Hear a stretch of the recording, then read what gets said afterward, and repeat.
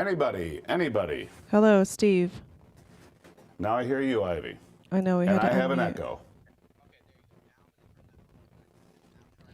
Steve, go. 1, 2, 3, 4, 5. Got an echo. Okay, so has an echo.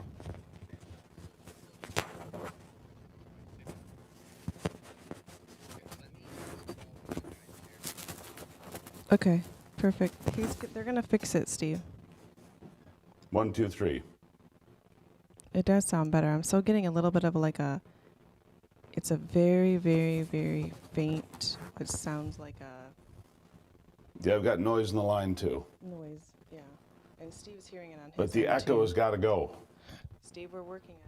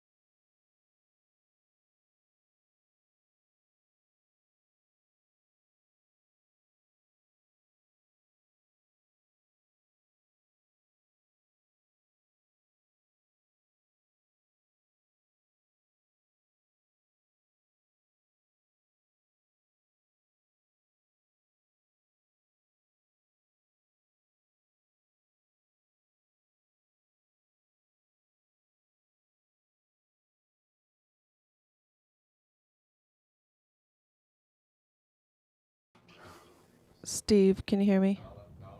Yes. Do you still have an And I echo? have an echo. You do have an echo? Yes. I can live with it. I can make it work, but it's terrible. What'd you say, Leno? Okay, hold on.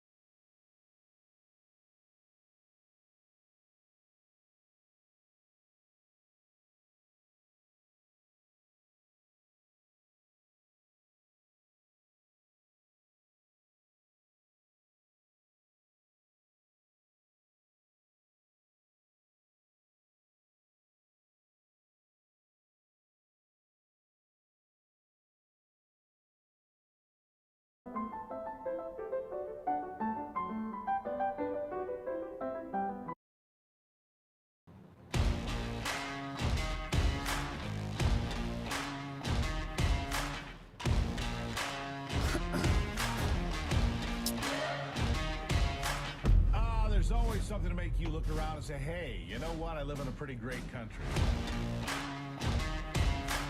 President Trump is calm, on point, on his game. And unlike the last guy, he is competent and coherent. Come on, man. We're not bending the knee anymore. We're here to take a stand for God and country.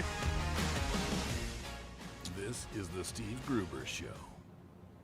It sure is, and live from Washington, D.C. with a special bit of coverage here for the whole week.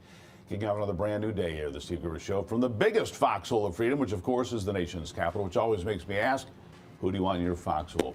We got a lot of work to do today, so let's get to it here. Three big things you need to know this hour. Number one, well, it seems despite all the claims that our economy is on fire, we just set all-time records for Black Friday sales. Yeah, maybe things are a lot better than they want you to believe.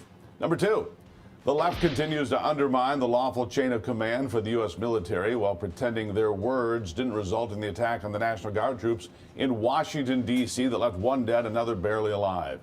And number three, today we start not in celebration but in solemn outrage. Two of our finest heroes in uniform, young patriots who swore an oath to protect this great nation, were gunned down in cold blood right here in the nation's capital where I am today.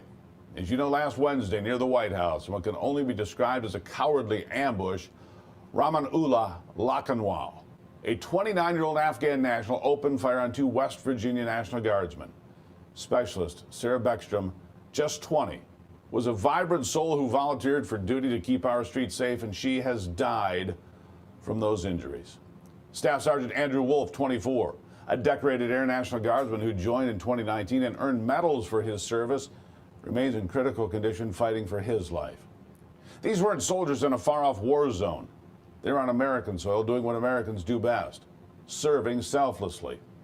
Eyewitnesses reported Lakanwal shouting Allahu Akbar as he unleashed his fury with a .357 Smith & Wesson revolver, targeting these brave souls who had just been sworn in less than 24 hours earlier for Operation DC Safe and Beautiful, a mission to restore order to a city plagued by chaos and violence for decades. He drove thousands of miles from the state of Washington, where he'd been living with his wife and 5 sons, to carry out this act of pure hatred. His family says they hadn't heard from him in months. He was isolated, desperate, unable to pay rent, and hell-bent on hating America. But desperation alone doesn't explain this. This was targeted evil as an assault on the very guardians of our republic. And as we mourn Sarah and pray for Andrew, we must ask, how did this monster get here? How did our government fail these heroes so catastrophically?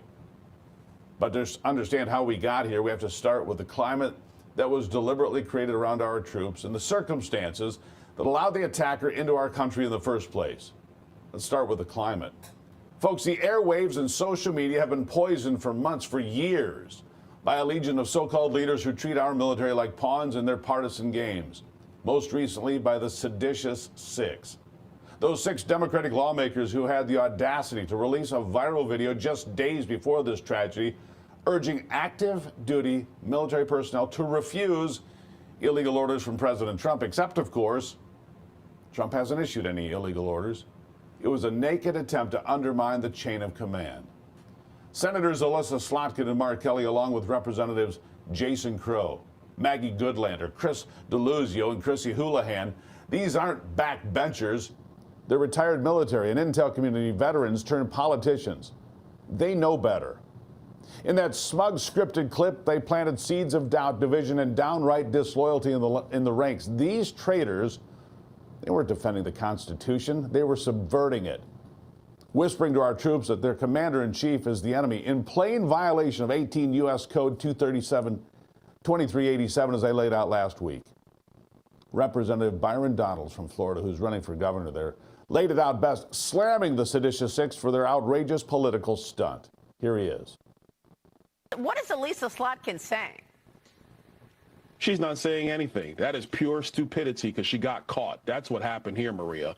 I don't remember her saying anything when Barack Obama was droning Americans overseas. There were American citizens who got caught up in drone strikes when Obama was droning over in the Middle East. He called himself the droner in chief. I don't remember her saying anything about this. This is why this is so dumb. They're trying to demonstrate that they are a bunch of tough guys, that they're standing up to President Trump. And every time they do one of these stunts, it makes them look even stupider. That's why the government was shut down for 40 days. Not over spending, not over some key policy item on Capitol Hill. It was a political stunt for Chuck Schumer to prove that he was a tough guy to stand up to Donald Trump. While the American people are rightly concerned about affordability. And let's not forget the hypocrisy. These same Democrats cheered when 8,700 service members were discharged, thrown out of the military under Joe Biden because they refused the COVID vaccine mandate, an order they deemed lawful, but most did not. But now, when President Trump deploys the Guard to stop violent crime in the nation's capital, suddenly every order is suspect.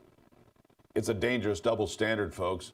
Slotkin in particular went on ABC just last Sunday insinuating that National Guardsmen might start shooting randomly American civilians. Amid rising tensions, she painted our troops as a threat, as if they're the Gestapo, not the good guys keeping the peace. Listen. Look at these videos coming out of places like Chicago. It makes me incredibly nervous that we're about to see people in law enforcement, people in uniform military get nervous, get stressed, shoot at American civilians. It is a very, very stressful situation for these law enforcement and for the communities on the ground. So it was basically a warning to say, like, if you're asked to do something, particularly against American citizens. Yeah. Mainstream media airing opinions like this left and right. A CNN guest, retired Major General Randy Manner, didn't hold back either. Just a few weeks ago, he compared Trump's use of the National Guard to fight urban crime to how Adolf Hitler weaponized the Gestapo in Germany in the 1930s. Listen to this. Actually, what the president is doing through the Secretary of Defense is creating units, official military units, to, quite frankly, watch the American people. And that's the thing that is absolutely abhorrent. It reminds me so much of what happened in Germany in the 1930s. Nazis, really? These people are unhinged, demonizing the very men and women who stand between us and violent anarchy. Their rhetoric isn't harmless, it lit a fuse. It erodes trust, emboldens enemies, and now, tragically, it may have contributed to the blood in our streets.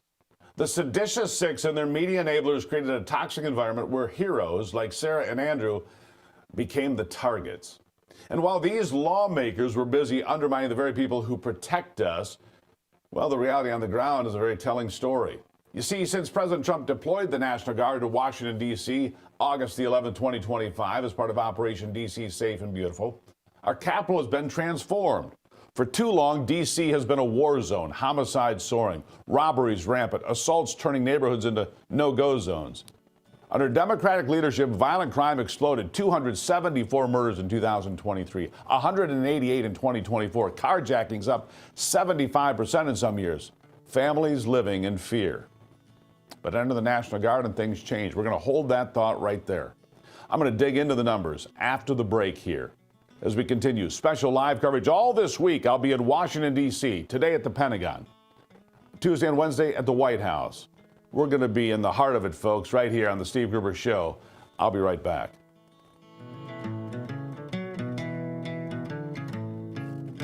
Okay, stop.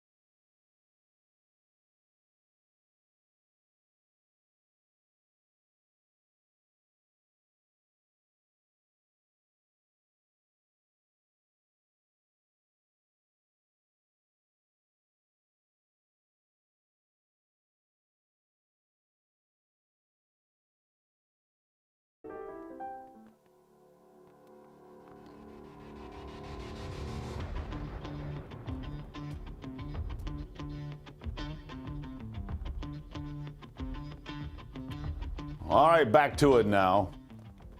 Let's talk about the National Guard coming in. Professional, disciplined, and committed. And the miracle unfolded on the streets of D.C. I'm here a lot. Like I said, 272 murders in 23, 288 in 24.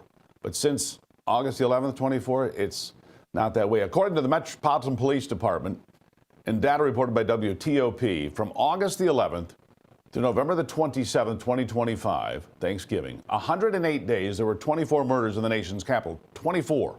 That's a staggering 29% year-over-year decline in homicides for 2025. Now let's extrapolate that pace. 24 in 108 days equals about 81 in a year, the lowest since 2012's 88 homicides. A 57% drop from 2024. We're talking about the lowest murder rates in 40 years, folks, since 1986. This isn't coincidence, it's causation. The Guard's presence has plunged all violent crime year to date. Through the 26th of November, total violent crimes down 28% from 2024's 3,179 to 2,296. Homicides down 40 to 50%. Sexual assault down 35%. Assault with dangerous weapons down 10%. Robberies down 30%. And carjackings down an eye-popping 75%. Firearm-related violence in all down 35%. Let's break down the violent crime even further, right? Because it's dramatically lower. Everything's down. Carjackings, like I said, down 75%. That's an eye-popping number. Firearm-related violence down 33%, a third. This is the lowest violent crime number in decades, below the 2019 pre-pandemic baselines. Some neighborhoods are still hotspots, sure, but overall, indisputable progress. Democrats keep lying about crime spikes, but there aren't any. No sustained upticks. No violent surges, just stabilization, drops building on 2025's early trends. These guardsmen weren't occupiers, they were saviors, they were angels in camouflage. Just listen to this D.C. resident, somebody who lives here in this city. Despite the media's relentless smears, here's what's actually being said. Listen to this. I mean, guys, I live in D.C. These guardsmen and guardswomen, they are kind. They do nothing wrong. They stand there and they keep the peace.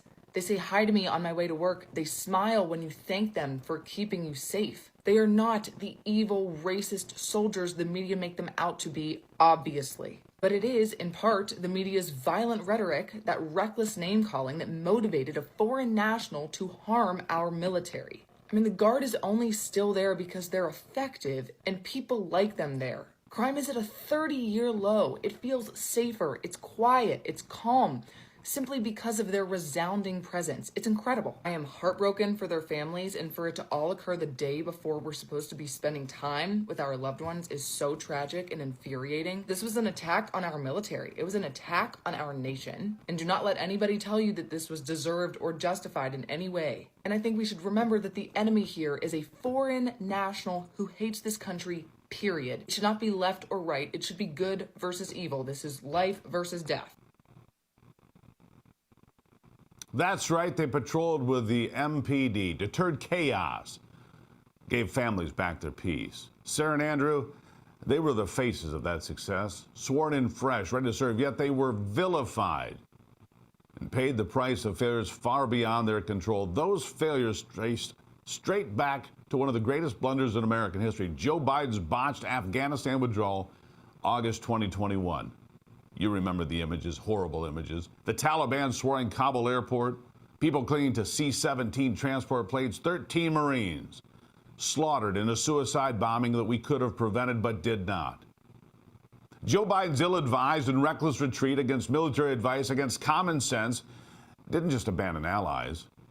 It flooded our homeland with unvetted threats. Over 76,000 Afghans airlifted under Operation Allies Welcome. Plus, tens of thousands more, all rushed through a so-called rigorous process that was anything but. No in-person interviews for almost any of them. No deep dives into backgrounds, just check the boxes and move them along. Alejandro Mayorkas, then DHS Secretary, used his trademark linguistic gymnastics to imply that all those Afghans were vetted before coming to the U.S. during his congressional testimony in 2021. Here is a reminder. Okay, here's a question. Very simple. Those that got on the plane. For America, it is our policy to... Please listen to my question. I apologize. To those who got on the C-17s and other planes, how many of them were vetted before they got on the plane by American officials? To the United States, it is our policy to vet and screen 100% of them. So 100% of those people that got on the plane were vetted. That's your testimony under oath. It is our policy to do so. That's not, I don't care what your policy is. I'm asking how many people were vetted before they got on the plane. Do you know the answer? Senator... If you don't know, just say I don't know. Senator, I do not know if anyone boarded a plane that was not fully screened and vetted. But when he was reminded again by Senator Lindsey Graham that he was under oath, well, he changed his tune. Listen to this. Now, you do know you're under oath. Are you telling this committee under oath that 99% of the people who got on these planes in Afghanistan were vetted by our government before they got on that plane? I want to be very clear because precision... Because you're not. No. Senator, if I may, you are asking me about planes from transit countries, the third countries... I'm talking about people who got on the plane in Kabul airport. No, I can't speak to that. Yeah, he can't speak to much of anything. When we come back here in a moment, you're going to hear from Senator Josh Hawley. Hold right there.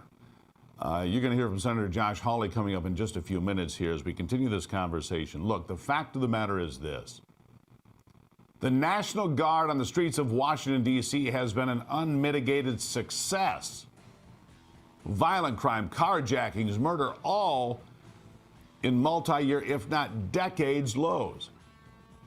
It's been a success, and yet those on the left, Slotkin, Kelly, and the others vilify the National Guard doing their job to keep the nation's capital safe. We'll have more continuing here. Live special coverage from Washington, D.C. on The Steve Gruber Show will continue in a moment.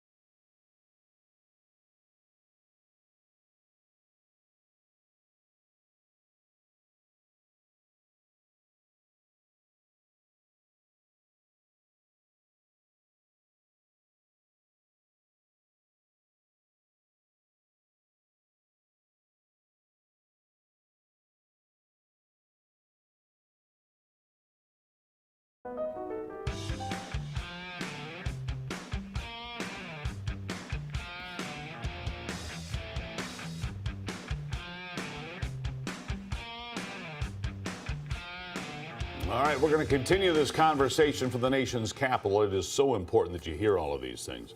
Senator Josh Hawley continued to push on Mayorkas to get specifics during testimony. And he got Mayorkas to admit this. Listen. The standard procedure is an in-person interview for refugees or visa applicants. Now, you've testified that you're not doing those interviews. Not at all. That they're not happening. You are correct that we are not conducting in-person full refugee interviews of 100% of the individuals. What percentage are you conducting? I don't have that information. What number have been interviewed? What we are doing. Wait. What number of the more than 60,000 brought to the country? What number have received an in-person interview before they came to the country? Because you said 100% are screened. So what percentage have been given an actual interview by a trained official before they come to the country? When you're speaking of a full refugee-like interview, I don't have that data. And you know what happens when you don't have that data? When you're not diligent about screening the people who come into your country? We get the tragic events of last week and all the others since 2021. Hawley laid it out back then, too. Here he is. By the way, are you following what's happening to people who've been brought to this country. On September 19th, a female U.S. service member was assaulted by a group of male Afghan evacuees housed at Fort Bliss. September 5th, a report from your office, the DHS, from U.S. officials at intake centers in Wisconsin identified numerous incidents in which Afghan girls have been presented to authorities as the underage wives of much older men. Other reports of assaults and rapes by Afghan men for Afghan girls. These are some of the folks who've been brought here because they haven't been screened, because you haven't conducted interviews. Don't you think that's a problem? There are two things that can happen. They can be criminally prosecuted depending on the reason for their violation. Mr. Secretary, my time's expired. I've got to turn it over to other senators. I just want to say the fact that you are not conducting the most standard interviews for tens of thousands of people brought to this country is astounding to me. Yeah. Troops on the ground were shocked. Orders from the top to fill planes, vetting be damned. We're going to continue to rip back the curtain and expose all the truth in just a moment right here in a special edition of the Steve Gruber Show live from Washington, D.C. Paul Azinger welcoming you back.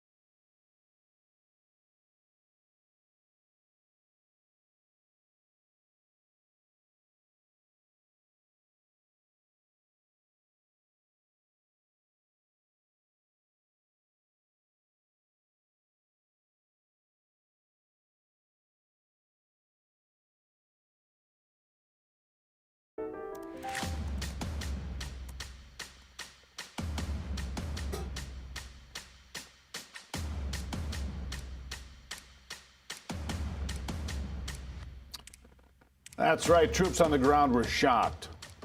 Orders from the top to fill planes. Vetting? Pfft, not really. And Senator Josh Hawley exposed emails proving it. The email sent by Consul General Gregory Floyd directed evacuation coordinators to err on the side of excess, not caution, excess, when it came to bringing Afghans to our country. The email even said that, quote, total outflow to the U.S. must exceed the number of seats available on evacuation flights. Wow. Biden's team overrode FBI concerns, and the State Department pushed approvals without data. Then FBI Director Christopher Wray confirmed joint terrorism task forces were probing evacuees from day one. This wasn't an evacuation. It was importation of risk. And this feeds directly into a deeper, long-standing conservative warning, one too many leaders ignored for decades. We shouted from the rooftops. Mass migration without strict vetting isn't compassion, it's catastrophe. It erodes communities, strains resources, and invites a clear and present danger. Conservatives have warned that open borders and lax oversight flood our streets with drugs, gangs, and worse, people who don't share our values, who game the system at our expense. Look at the numbers. Some estimate as many as 20 million unknowns under Biden, unvetted, unchecked, overwhelming hospitals, schools, housing, and yes, law enforcement. Even loathsome Chuck Schumer himself admitted it all the way back in 1996. The number one reason illegals come, according to Senator Schumer in the 90s, to steal jobs and to fraud programs like Social Security. Listen to what he said.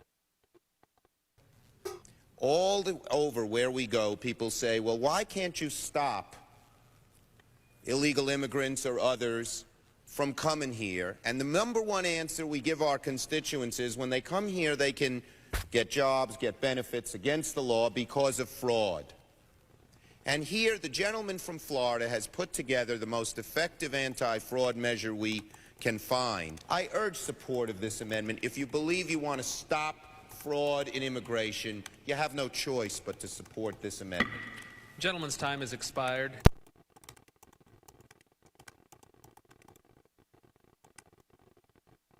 He pushed anti-fraud measures then. Now his party calls us bigots for saying the exact same thing. J.D. Vance eviscerated this nonsense on CBS back in 2021, destroying Margaret Brennan's claim that all Biden's Afghan refugees were vetted. Looks like Brennan owes J.D. Vance an apology on this one. Listen. In fact, we know that there are cases of people who allegedly were properly vetted and then were literally planning terrorist attacks on our country. That happened during the campaign, if you may remember. So clearly not all of these foreign nationals but there are have been properly 30,000 vetted. people in the pipeline, Afghan refugees. But my primary Do you stand by concern it? as the vice president, Margaret, is to look This after is- the American people. And now that So we no. know that we have vetting problems with a lot of these refugee programs, we absolutely cannot unleash thousands of unvetted people into our country. These people it's are not vetted. good. These people are vetted. Just like the guy who planned a terrorist attack in Oklahoma a few months ago, he was allegedly properly vetted, and many people in the media and the Democratic Party said that he was properly vetted.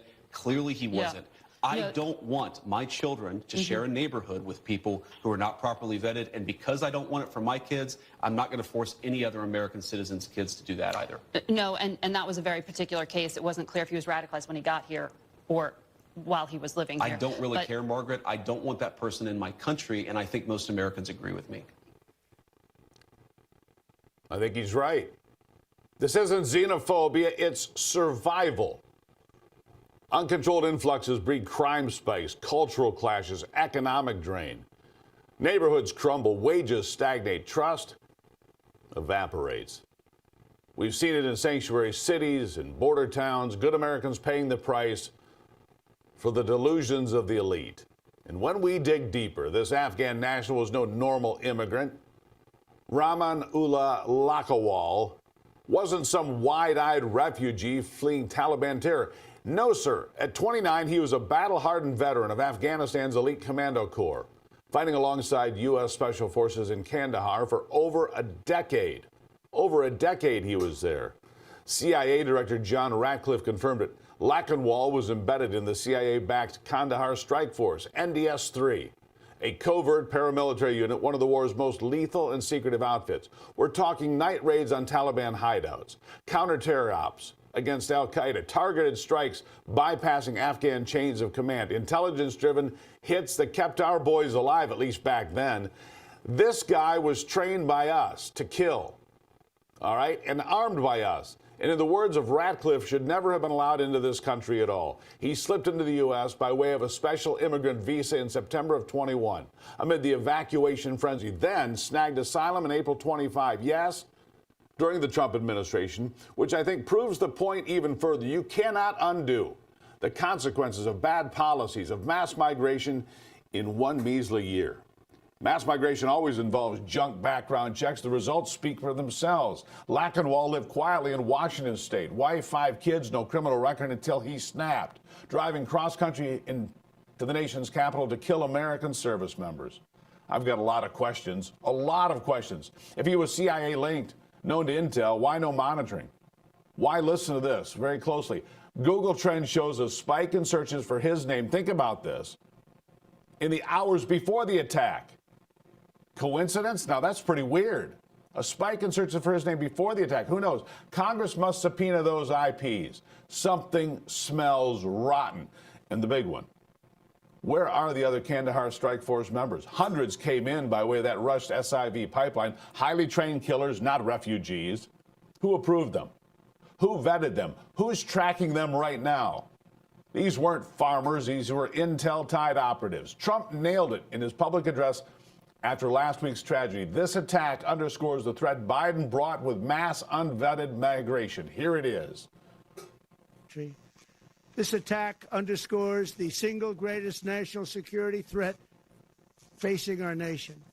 The last administration let in 20 million unknown and unvetted foreigners from all over the world, from places that you don't want to even know about. No country can tolerate such a risk to our very survival. An example is Minnesota, where hundreds of thousands of Somalians are ripping off our country and ripping apart that once great state. Billions of dollars are lost, and gangs of Somalians come from a country that doesn't even have a government, no laws, no water, no military, no nothing. As their representatives in our country preach to us about our Constitution and how our country is no good. The bottom line, this was not Donald Trump's fault, despite the media's attempts to say otherwise. This was the failure of the Biden administration year after year. And this is what it has delivered to us. Mass migration without borders or brains threatens every community. Lackenwall was just an example of all that. There's no question. We'll continue to dig into this as the weeks go by, folks, but this is not the last time we're going to see this kind of violence, I'm sorry to say. This part of the program brought to you by Longevity Wellness. It's more than a product, it's a promise to deliver clean, renal-friendly, inflammation-conscious nutrition that supports your whole family. Their nutritional shake mix is packed with what your body needs: protein, collagen, omega-3s, and colostrum. All working together to keep you moving, thinking, and feeling your best. This is nutrition you can trust from their family to yours. And on this Cyber Monday, you can take 35% off. Go to longevitywellness.co. and take the first step toward living stronger longer. Use the promo code Gruber35. Gruber 35% off right now, longevitywellness.co.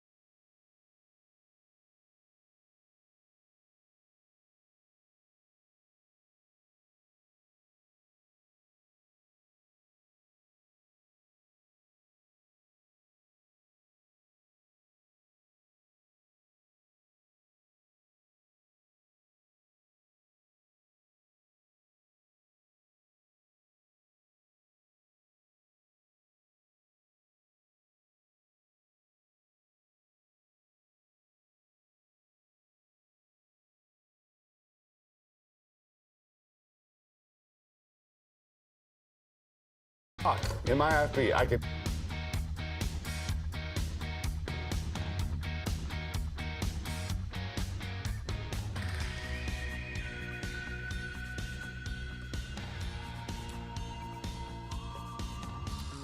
All right, welcome back to the program. Glad to have you on board here, live from the nation's capital. Let's talk about your health today because it's Cyber Monday. Dr. Peter McCullough is joining me. He's the Chief Scientific Officer at the Wellness Company here. And Doctor, welcome back to the program. Thank you. Well, glad to have you here. Not hearing you particularly well, but let's talk about some of the medical kits that are available out there from the Wellness Company today to make sure that people can get through this cold and flu season, to make sure they're protecting themselves, not taking, vaccines they don't need, but doing the right things to stay safe. What do you say? Well, people out there should really take advantage of Cyber Monday. The discounts are the deepest discounts the company is going to offer all year. I'd start with Immune Defense, the nasal spray and throat spray. Should be done twice a day during cold and flu season. I just did it before my trip into the office today. This is the first line of defense. Markedly reduces the risk of common cold, flu, RSV, influenza, COVID-19. And then the kits are incredibly valuable. The black kit is the contagion kit. That includes the medications for acute influenza and acute COVID-19, including a form of a nebulizer, so you can actually have the inhaled products as well. And then the light blue, aqua blue home emergency kit covers a broad range from common colds, flu, bronchitis, urinary tract infections, fungal infections, skin infections, etc. But these are wonderful gifts for family members, and now's the time to each family to take stock of what they have in terms of their medical resources at home. Trips to the urgent care and emergency room are expensive, time-consuming, and are completely avoidable with the Wellness Company home emergency kits. We've been hearing, I think we hear this every year, Doctor. Flu season's going to be terrible this year. It's going to be rough this year. It's like you could put that on a replay. Now we hear that there's a mutation of the flu, one which is more virulent, one which the flu shot is not effective against. And again, when is the flu shot actually effective? I mean, don't they could just kind of spin the wheel, throw a dart at a board and hope for the best? Isn't that kind of how it works? I mean, not really science, more like going to the casino. Well, our CDC gives us a retrospective report. So after the flu season is done, we get a report of, well, how did the vaccine do last year? And the answer each year is progressively worse, way less than 50% theoretical protection. Remember, the influenza vaccine doesn't stop you from getting influenza, doesn't stop transmission, doesn't protect others. And the data suggest it's minimally effective, if at all, in reducing severe disease. And so, at this point in time, half of the nation takes a flu shot, and that's what the statistics show, but they're getting very little protection from it. People should be on board with nasal sprays, throat sprays, gargles, and home emergency kits. And, if they have to escalate care, they can. There's 4 FDA-approved antivirals for influenza. The vaccine is not compelling. And now the recent reports of the H3N2 variant that you alluded to, that suggests up front the influenza vaccine is going to be very ineffective this year. It's going to be essentially a waste of time. So I heard Robert F. Kennedy Jr. say recently, and you tell me what you think of this. He said basically the flu shot often misses its target, as we just talked about. But it opens the door for people to get sick with other things because it kind of makes a change in the immune system. I guess that's the way I take it as a layperson. As a medical professional, is he on the right track? He is. There's been a randomized trial in children where the influenza vaccine makes it more likely for them to get the common cold. So if you're a parent and you see your child getting common colds all the time, it could be the influenza vaccine that did it. In addition, a Cleveland Clinic study from Shweta and colleagues showed that those who took the flu shot among the 51,000 workers there, they're more likely to get the flu. All right, so let me ask you this. If you end up with the flu or COVID or RSV or any of these things, are there prescription drugs you recommend having on hand to avoid an emergency room or urgent care? One of the most valuable drugs to have on hand is ivermectin. It's in multiple the wellness company kits. We just had someone in my circles develop something over Thanksgiving, immediately started ivermectin, knocked it out in a matter of days.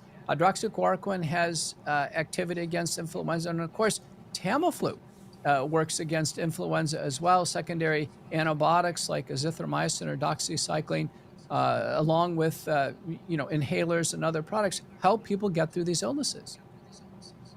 Yeah. And what about the bird flu? It's back in the headlines again today. And I saw headlines, the bird flu, if it mutates, could be the most deadly thing since COVID, so on and so forth. It just feels like scare tactics to me. What do you make of it real quick? We've yet to see human-to-human transmission. The bird flu is characteristically mild. It results in a conjunctivitis or eye inflammation. All the human cases in the United States were treated with Tamiflu, and they did fine. We should stop killing birds and just let the natural immunity take its course. All right, I have good news today for the folks. If you want any of these great remedies from the Wellness Company, look, these are the gold standard products. It's Cyber Monday. We were told that the economy was terrible, but apparently we set all-time records for Black Friday. Maybe we can do the same thing for Cyber Monday. 25% off supplements and everything, including ivermectin, 20% off memberships, 20% off those gold standard emergency medical kits you can put on your shelf. I mean, if you're going to give some advice today, sir, I think it might be stock up just in case you might need it. For sure. And remember, members even get a deeper discount. You can join as a member and then get 30% off. Now's the time to stock up. There you go. Dr. Peter McCullough, always appreciate you being here, sir. Thank you. Thank you. All right. Again, Cyber Monday savings. Go to twc.health/Gruber. All sorts of savings on this Cyber Monday. 25% off supplements and products like ivermectin. 20% off memberships and so much more. Free whipped tallow cream for the first 1,000 orders right now on Cyber Monday. How much more can I do here today? twc.health/Gruber. Big savings for Cyber Monday at the Wellness Company.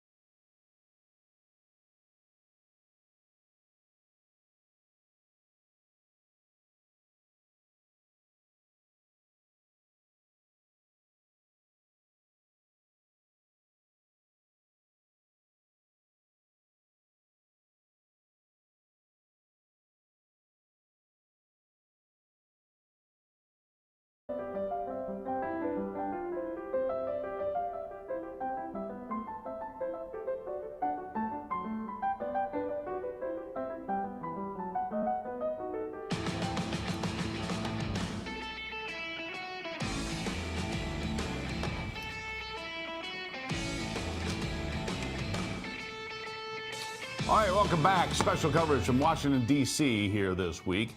I'll be at the Pentagon today, the White House Tuesday and Wednesday, Thursday and Friday. I don't know, it's busy around here. We'll see where we end up by then. Here's a headline you do need to know about, though. Venezuelan dictator Nicolas Maduro has been given an ultimatum by the Trump administration from reporting all over D.C. today to leave Venezuela immediately before announcing the country's airspace.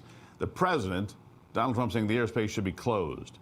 From the Miami Herald, we get Washington's warning was delivered in a phone call with Caracas and offered guaranteed evacuation for Maduro, his wife Celia, and their son, but only if the dictator agrees to resign now. The conversation that is stalled, U.S. officials said, and within hours, Washington escalated dramatically. The ensuing impasse, a source told the outlet in Miami, was over Maduro asking for global amnesty. He wants global amnesty for any crimes he and his group have committed. That was rejected. Yeah, you don't get a blank check. We don't know what crimes you've committed. Second, they asked to retain control of the armed forces, similar to what happened in Nicaragua back in 1991. And in return, they would allow free elections. The final issue is timing, according to the outlet, as Washington demanded that Maduro resign immediately, but Caracas refused. Trump went on to announce Saturday that Venezuelan airspace would be considered closed in its entirety. The Herald also reported that Maduro tried to schedule another call with Washington, but nobody in Washington picked up. You've been offered your out. You've been offered your chance to leave with your wife and your children. But here's the concern. I think the operations will start imminently. What I'm getting at here, folks, is we could be on the verge of some sort of military action, potentially some sort of war with Venezuela. It's on the horizon today. We'll dig into this, of course, as we're in Washington all week. But war could be imminent. That's the term coming out, imminent. We'll see how that plays out coming up.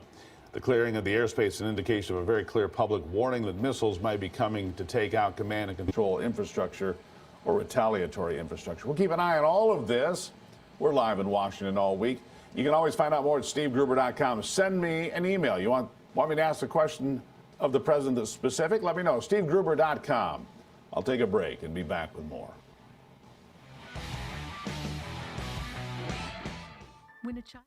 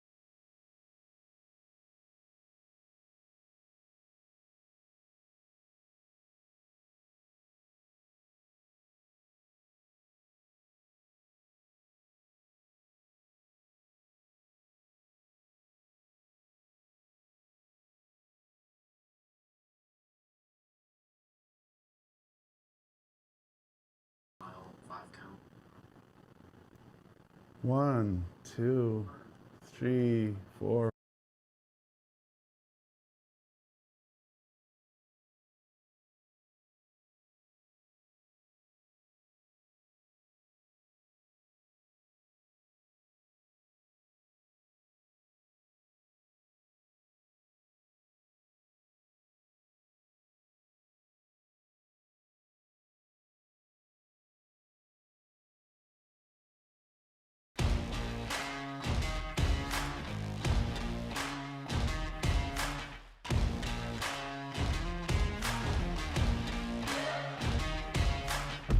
There's always something to make you look around and say, hey, you know what? I live in a pretty great country.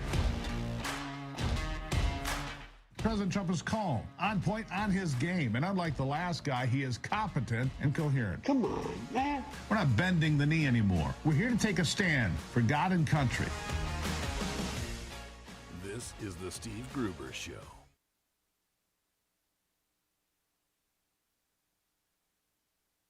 All week, it's going to be a big week. Fighting for you from the foxhole of freedom.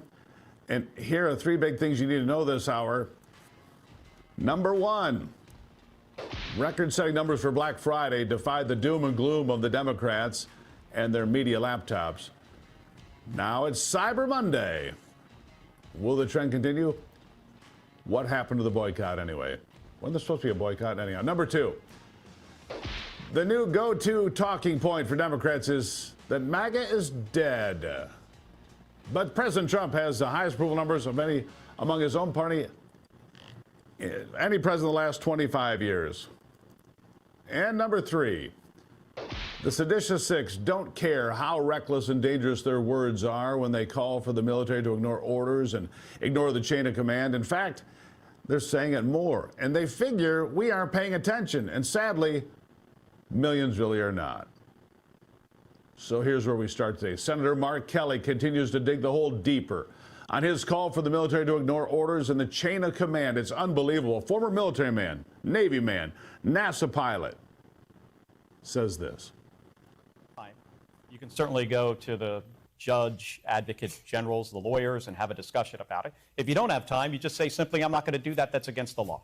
It puts a lot of burden on the troops to make a decision in real time. It puts a tremendous amount of burden on officers in the military, but that is their responsibility, and they can figure out, you know, a reasonable person can tell something that is legal and something that is illegal. So would you refuse these specific orders to strike drug boats if you were still in uniform? Well, the difference between the initial strike and what is being reported, you know, as a second strike, and those things are different. I think this administration has tied themselves in knots, the explanations that we have received on how this is all legal. And I was saying weeks ago, my concern is with the service members, that we're gonna put these individuals in a really, really tough decision, in a tough place. And, you know, they may find out, you know, down the road that they did something that is illegal. It is not fair to them. That's why we need presidents and Secretary of Defense who understand the Constitution, who understand the rule of law, and have more respect for the Constitution and the country and service members than the whims of a president. Inexcusable. Embarrassing. Mark Kelly continues to completely undermine this administration. He continues to undermine the chain of command. He is raising doubt about whether orders are legal or not legal. And then, of course, you get an attack like you had on the streets of Washington, D.C. It's inexcusable what he's doing. His behavior is reprehensible. He, Alyssa Slotkin, the other 4, the seditious 6, should be held accountable for this. You can't go around and say, oh, you can't follow illegal orders. Everybody knows that. What he's suggesting, what they're creating is this illusion that somehow Donald Trump is giving illegal orders. That's the problem here. And then, predictably enough, Senator Kelly threw in the race card, of course. Of course. Here it is.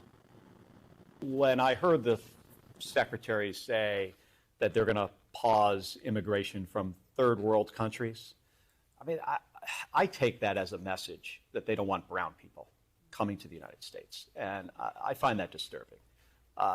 We are a country that has always welcomed individuals that are struggling, that are fleeing famine and violence. And it would be a fundamental change to the fabric of our nation to change that. Yeah. Always about race, isn't it? Well, how about Tim Burchett? The Tennessee congressman, outspoken, always with his duck jacket, love that, by the way, says violence in the streets is heading us toward an actual revolution if we don't get our act together with people like the seditious six. Here's Burchett. It's it. And Congress never gets it. It's just too drug out. The Republicans have a 3 or 4 person lead, and we're one flu season away from really losing the republic, because the left, which is the Democrat Party, is not your granddad's Democrats anymore. These people are Marxists. They're openly against our country. They hate our military. They hate our border patrol. They hate everything about it. And this is just, you can't. They won't even apologize. They won't even say they're sorry that this young lady lost her life in service to our great country. And yet, they're out touting this, and they're out promoting it. They're out promoting. They want people to be to disobey orders from their commander in chief. I mean, it's kind of they've crossed over that line, and there's no going back. And where's the outrage? You don't even see the outrage that from any of the major news sources outside of yourself of this situation. It is ridiculous. This poor lady was murdered by somebody who had no shape, form, or fashion should have been in our great country. Agreed with that. No shape, form, or fashion should have been in this country. That's for sure. And then there's the new talking point the Democrats are pushing out there all the time. As they undermine the chain of command, as they undermine anything and everything that Donald Trump does, the new talking point is that, well, MAGA is dead. MAGA is dead? Apparently not. Listen. So can we just go to the data, CNN's own data, from our own data analyst Harriet? President Trump has an 87% approval rating among Republicans, which is higher than Barack Obama's approval rating among Democrats at this point in his term, higher than where George W. Bush was in his term. He is the strongest, for his own party, strongest president at this point in his second term in the modern era. That's number one. Number two, Marjorie Taylor Greene, I think, had a falling out with the president over politics. He showed her a poll that said she couldn't win statewide in Georgia. That's exactly she got mad. She got mad. And by the way, she stands with a group of isolationists who just happen to disagree with the president over, say, taking away Iran's nuclear weapons and some other issues. That's fine. He's the president. She's not. And if you want to talk about whether the president has a hold on his party or whether he's a lame duck, I'll just submit that when he withdrew his endorsement of Greene, she lasted a week and then had to resign from Congress. That's not weakness. That is strength. Yeah. The highest approval rating from his own party of any president in 25 years. MAGA clearly not dead. MAGA still standing with Donald Trump in numbers we've never seen before. There's your answer. Remarkable, isn't it? All right, so here's the lay of the land for today. I'll be going to the Pentagon, spending some time there, doing some live reporting. I'll have that for you tomorrow. On my way to the White House tomorrow, Wednesday. Send me an email. Go to stevegruber.com. Send me an email. If there's a question you want answered, maybe I can find the answer along the way. stevegruber.com. Send me an email, and then we'll try to figure out if we can get that question answered. Maybe by the president, maybe by the Secretary of War. I'm here to work for you today and all week. I'll be right back.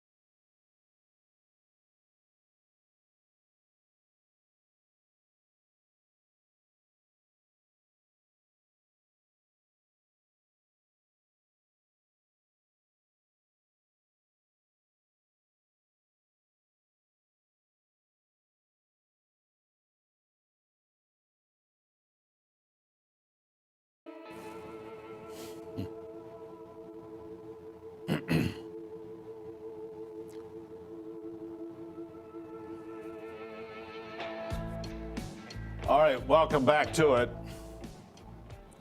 as we continue the conversation. Will Tebow is the director of the American Military Project at the Center for the American Way of Life and a visiting fellow at the Center for Renewing America. Well, good to have you back.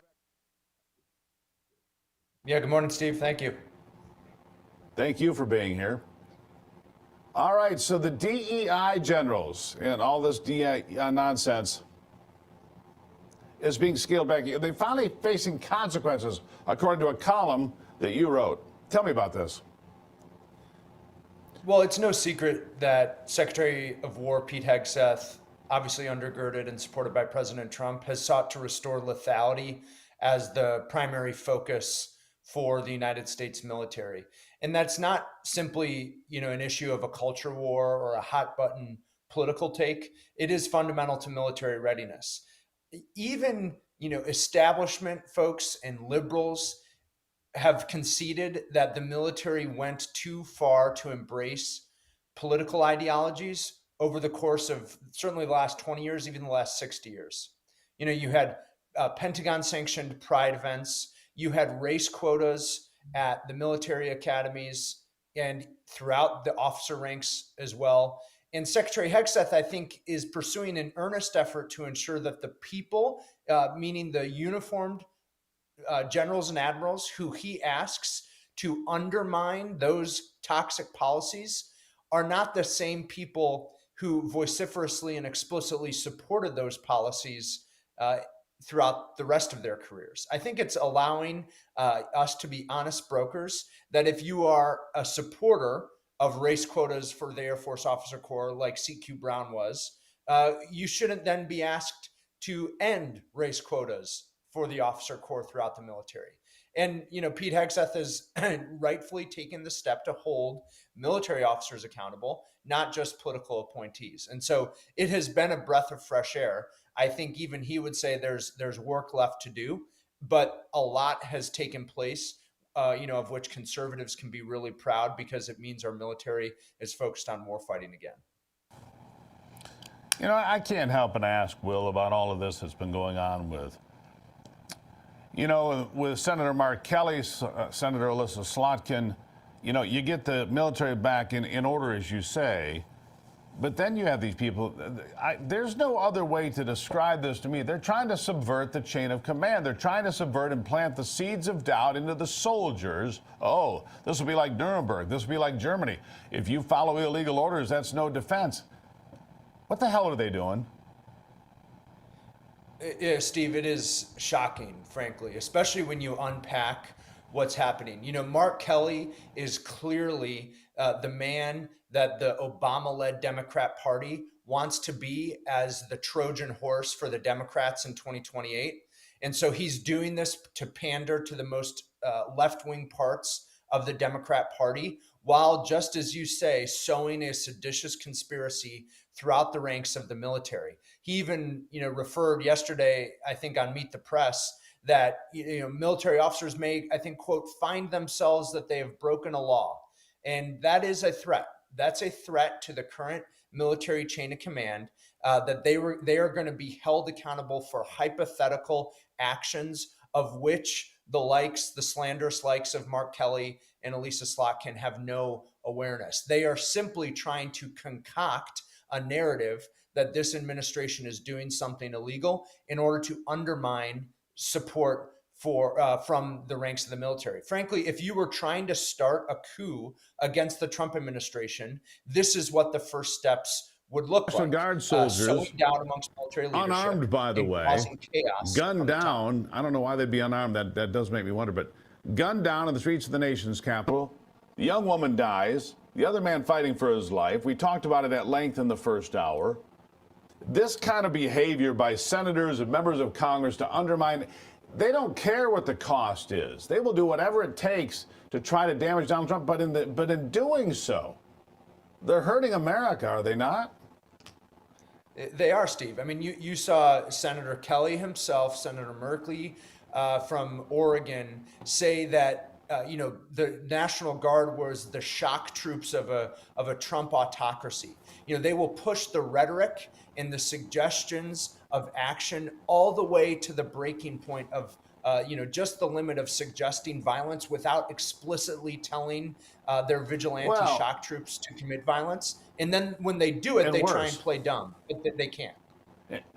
Yeah, and worse, they say, well, if Donald Trump had never put the National Guard into D.C., they wouldn't have gotten killed. Truth of the matter is this. If the trend holds, Washington, D.C. will have the lowest number of homicides in a 12-month period in more than 40 years. 40 years. Same for carjackings, all this other violence. But by that ridiculous logic, nobody would have gotten hurt. Well, then we should just disband the military. Nobody ever gets shot in a military uniform if we didn't have the military. I mean, that's the logic, right? I mean, come on.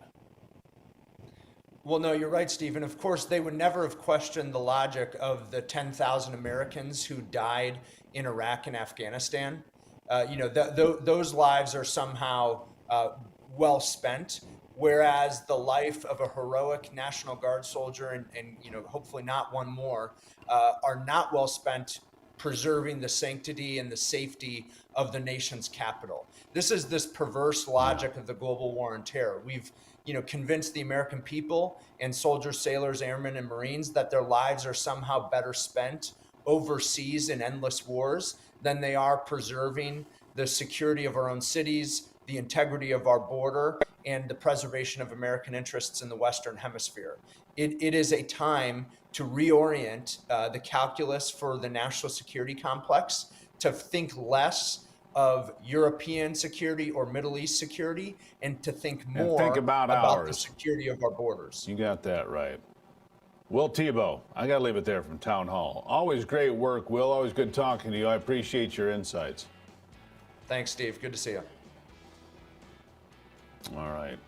We'll take a break and be right back. It is the Steve Gruber Show.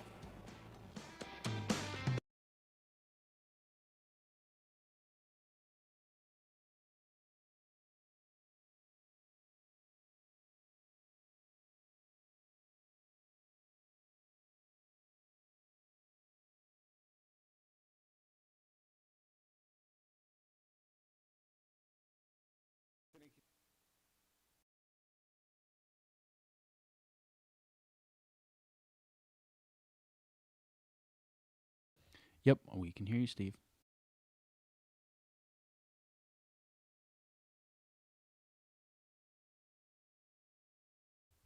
All right.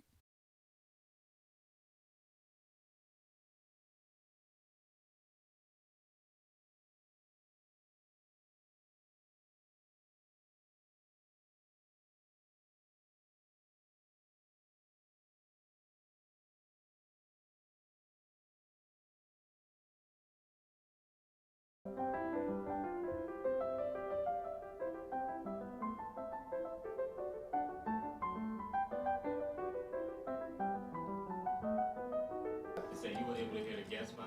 Yeah, that worked out fine. Colin finally figured it out. Now I have echo.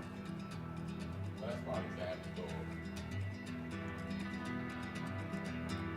go. All right, well, Mamdani appointing a radical police abolitionist professor who wrote a book on ending policing is now tasked with shaping community safety. Isn't that brilliant? Alex Vitale authored The End of Policing as this call to abolish various law enforcement agencies on social media. Yeah, let's get rid of police in New York City. Brilliant. A sociology professor at Brooklyn College appointed to New York Mayor-elect Zohran Mamdani's transition team wrote a book about ending policing. I'm excited to announce that I've been asked to join the Mamdani transition team to work on safety issues. The End of Policing, published 2017. The book, which opens by explaining that police don't exist to help citizens, argues for an end to traditional policing for certain criminal activity, including narcotics. Yeah, narcotics, yeah. It's remarkable, isn't it? Unbelievable. And, yeah, this is who Mamdani's bringing in. People who don't believe in police. Thinks that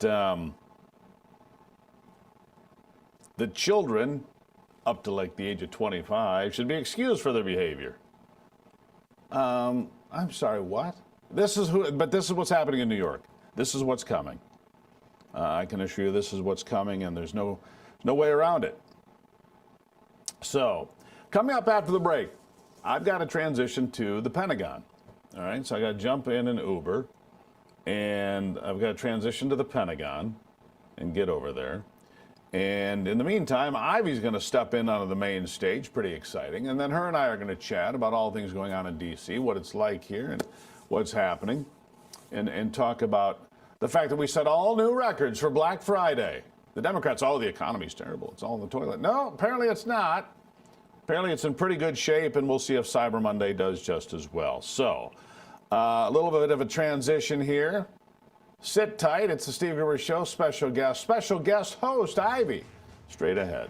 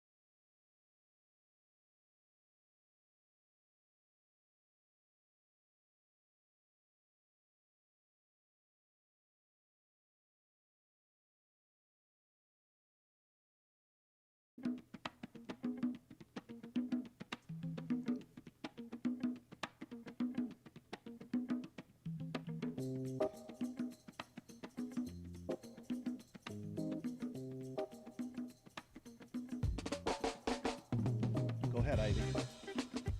Well, welcome back to the Steve Gruber Show. He is on his way to the Pentagon, probably trying to get into an Uber. Do we have Steve there now? Go ahead, Steve. I am here. I don't. You're a little low for me, but you're there. Can you hear me? I can hear you loud and clear.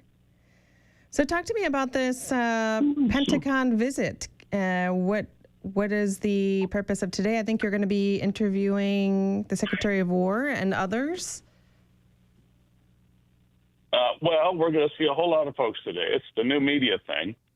And new media, we got press passes here. As you know, I got a permanent House press pass, hard pass, I don't know, earlier this year. So I'm picking up the Pentagon press pass today, which is pretty exciting, really, with everything that's going on. And everything that's going on with Venezuela. Obviously, this is interesting. So I've never been to the Pentagon. It's going to be an interesting adventure for me, a new place to,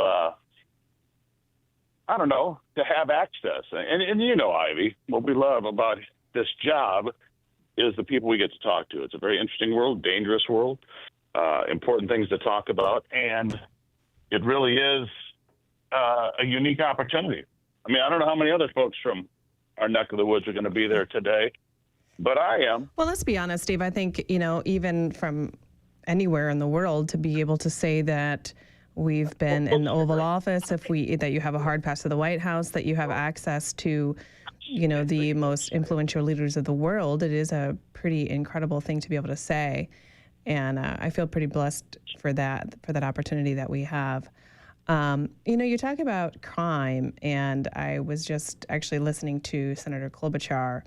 She was asked on CNN about, is there a problem in Minnesota, is there a problem in Minnesota for gangs roaming around the streets? And I know that you talked a little bit about this morning, but these Somali gangs that are around, it does seem to be a big problem, doesn't it? It sure does. Look, and when you've got the governor of Minnesota, Tim Walz, who they now know that billions of dollars were fleeced fraudulently from programs in Minnesota, and he's kind of, we're arresting people, and he says, well, you can't blame the Somalis. Well, it is the Somali community that has been several members arrested, several different people brought to court, many cases pending, properties seized, grocery stores, other things seized, as they continue to root out this, like I said, billions of dollars of fraud. I mean, you can't just overlook it. Again, we're talking about all these people that came in from Afghanistan that led to the shooting here on the streets of D.C. Well, you can't just downplay the idea that this is somehow not a big deal. It's a very big deal. When you bring in people that are unvetted and you bring in people that are, unchecked, you don't know what their motives are. And the motives in the Washington, D.C. area, obviously violence. Then you look at the motives of people coming in here trying to take advantage of every government program they can get their hands on. I mean, come on, people, do your jobs. We have to be a lot more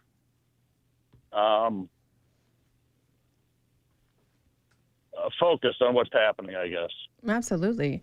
I mean, you can expect that when you import the third world, that it's going to all of a sudden be, that they're going to assimilate the folks from these regions, that they're going to assimilate into America and American culture, and not behave as in the way that they would behave at home. And I think that is a hard, tough discussion that we all have to have, and saying, hey, this is, I actually remember I was living in Florida at the time. I had a big yard sale, and there was quite a few Somali folks that had come in and literally wrapped up a bunch of stuff and it was like a bag that they brought, and I was like, excuse me, are you gonna pay for those items?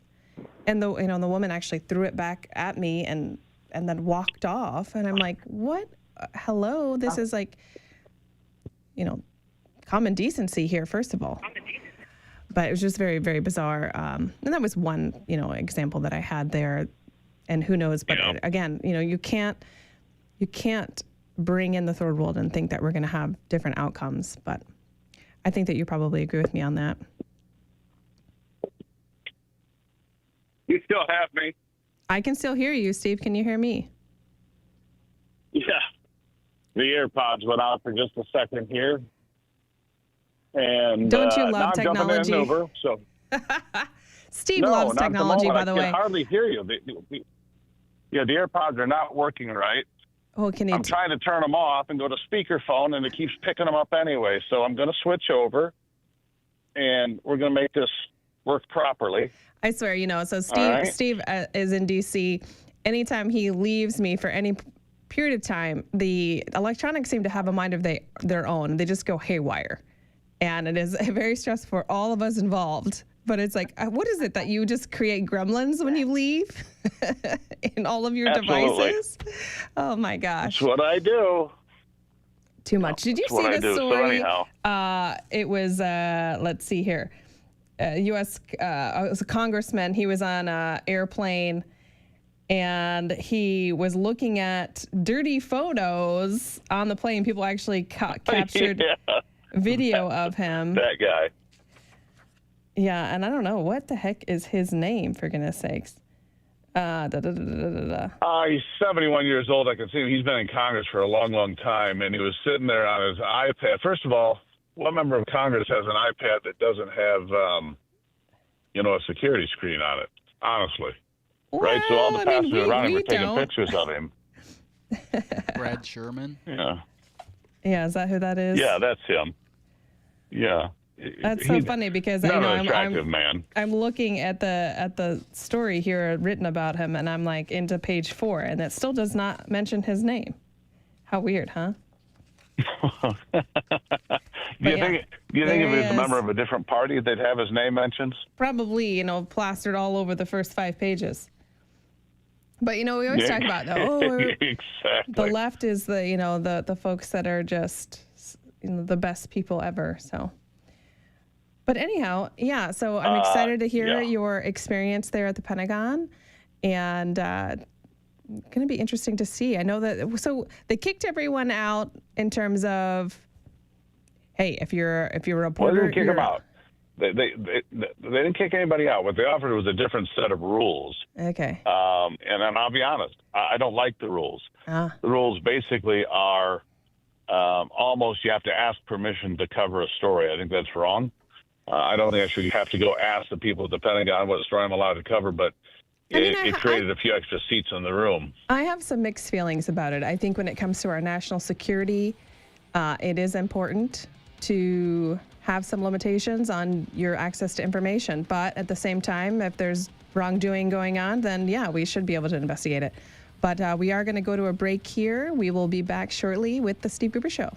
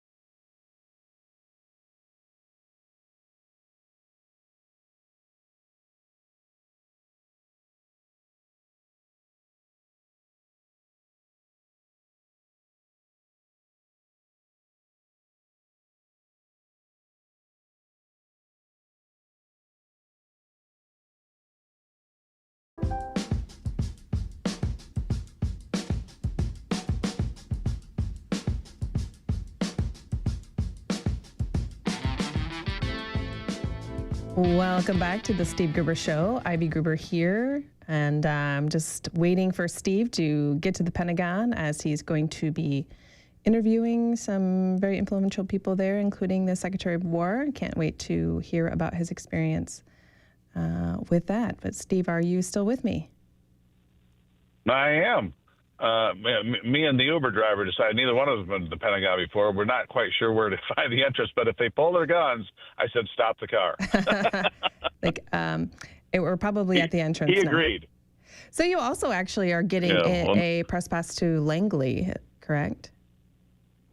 That's correct. So I'll have FBI headquarters. Well, I've had the hard pass for the White House for a long time now, and then Pentagon, and then Capitol Hill and Langley, which, it's interesting. You spend your life watching action movies, whatever they might be, right? Yeah. Or The Blacklist comes to mind, where you've seen these places. Of course, you and I have been in the Oval Office and done, things like that. Mm-hmm. And it's always fascinating to go there because it's the most famous room in the world. But the FBI headquarters or the Pentagon, just, they're also top 10 locations of places to be and say, hey, I've got access here, because the Secret Service has inspected you and I up and down so many times. I've lost count, obviously. And so it's about the access. I don't know if we'll talk to Hegseth today. Of course, he's in some hot water, well, according to his critics, because there's a claim that we turned around and hit one of those drug boats not once but twice, which would be a violation of international law, the way I read it. So we'll see where that goes. So what is I don't know the specifics, and of course, what is the difference between hitting it once and hitting it twice? I mean, if it didn't when you hit it the second time, it's an immobilized. Well, I'll explain it to you. If you hit the vehicle, there were two survivors on one of the boats, allegedly, and I don't know the details are coming out. And obviously, in this town, I trust basically nobody. But allegedly, there were two survivors on the boat, and you turn around and hit it again. Well, they're basically out of the fight. You can't go hit people that are out of the fight. I see. You can't just shoot prisoners of war. You can't, certain things that you just can't do. Now, again, I don't know what the details are. One side gins it up, and this goes both ways. Of course, one side gins it up. The other side says it's no big deal. And the truth is usually nowhere to be found. And so we'll just try to figure that out and see what's happening. Meanwhile, as you probably heard, Donald Trump had one long conversation with Maduro, offered him a chance to leave with his wife and kid, and it sounded like they were close to having that happen. And then Maduro said, well, I want global immunity.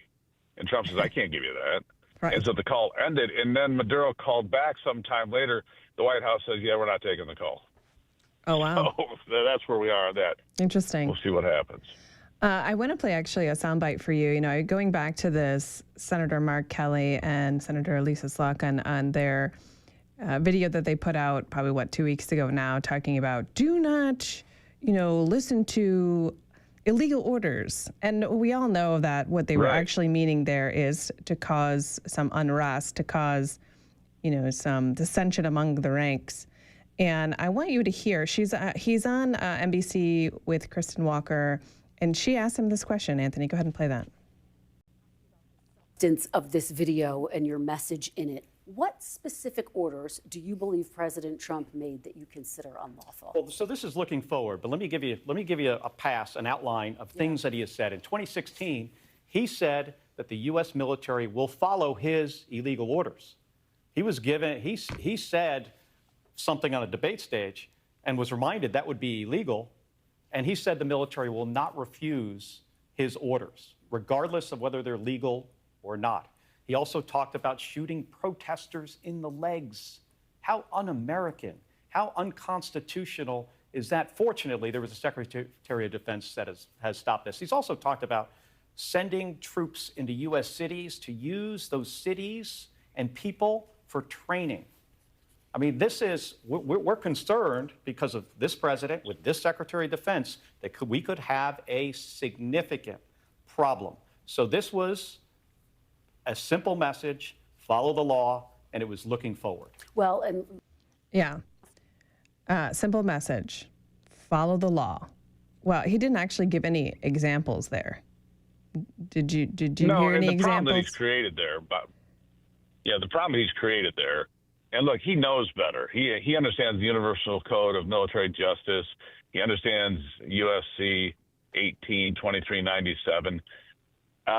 You cannot undermine, and I'm just going to paraphrase, but you can't undermine the authority of the commander-in-chief or the chain of command. And if you do that and entice people to question or whatever, you created this chaos. And what's terrible about this is just within, a few days of that video being released, you get these two National Guard members shot, unarmed.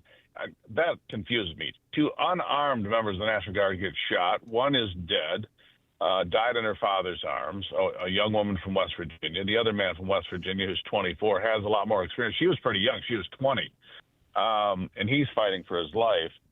So, I mean, there's nothing good that comes from that. But immediately following those, and I'm just going to call them, they're reckless remarks from Mark Kelly and Alyssa Slotkin from where I stand. Well, it just creates reckless this, because it's suggesting. Yeah, it creates the environment, and we know this because they've been doing this since Trump was first elected, which is he's not honest. He's a fascist. You shouldn't be listening to anything that he's doing. He's bad for our country. He's ruining our country. You go on and on and on and on the examples that we can give of the folks on the left who are creating this alternate universe that isn't true.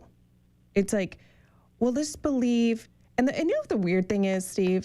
Why is it that so many people will believe a lie so much faster than they believe the truth? You have to give them a mountain of evidence to say, here's the truth.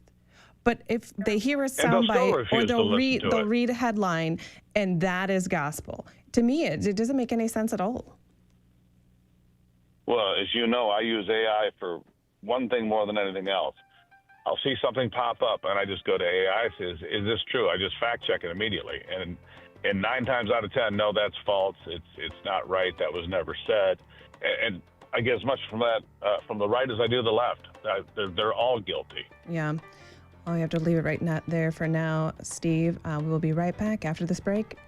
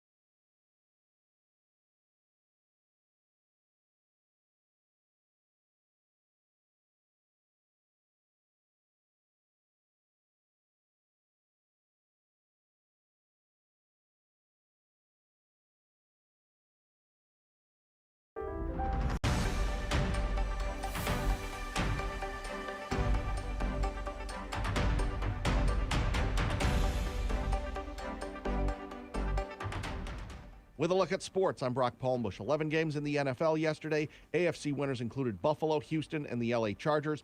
NFC winners included Carolina, Tampa Bay, and Seattle. Denver beat Washington in the Sunday night game 27-26 in overtime. Lots of college football coaching news. Lane Kiffin resigned at Ole Miss to take over the vacant job at LSU. Assistant Pete Golding will take over at Ole Miss. Florida hired Tulane coach John Sumrall as their new head coach. Arkansas hired Memphis's Ryan Silverfield as their new head man. Michigan State fired second-year head coach Jonathan Smith, and multiple media outlets say that Kentucky is going to fire their head coach Mark Stoops as soon as today. 8 games in the NBA last night. Winners included New York, Boston, Minnesota, and Oklahoma City. The Thunder's 123-115 win over Portland was their 12th straight win. They are 20-1 on the season. That's a look at sports. Back to you, Steve. Hey, Brock, are you there? Yes, I'm here, Ivy. It's interesting. Tell me about this Michigan State coach. He was fired. What is it with, coaches that are always being paid to leave? It seems now like, the last 3 coaches with MSU or something like that? Yeah, one of them is still up for debate with Mel Tucker, but okay. Jonathan Smith signed a 7-year deal worth more than $50 million. Well, he coached 2 of those years, and the buyout stipulated that I think it was 80 or 90% of his remaining money would have to be paid out. It was like 80 or 90% guaranteed. So it turns out that the buyout for the last 5 years of his deal is in excess of $30 million. Like Unbelievable. 32 or $33 million. How does the university, Steve, are you still there? I'm still there. It's remarkable to me. I can win 9 football games and take a $33 million payout. I'm like, are we? Good Lord. We're in the wrong business. We can, get paid to lose and then not, keep up our contract and still get paid. Oh man. Yeah. Well, I look forward to. Anyhow, I'm pulling up to the Pentagon now. Great. So I'm going to have to say, have a great day. I'm sitting outside the Pentagon, me and the driver, hoping that we make it in safely, which we will, of course. Of course. Anyhow, greatly appreciate it, Ivy. Well done. Brock, well done. Everybody, nice work. Got a couple of gremlins this morning, but we figured it out. And I'll talk to you guys in the morning. Thank you. Well, we'll talk to you tomorrow.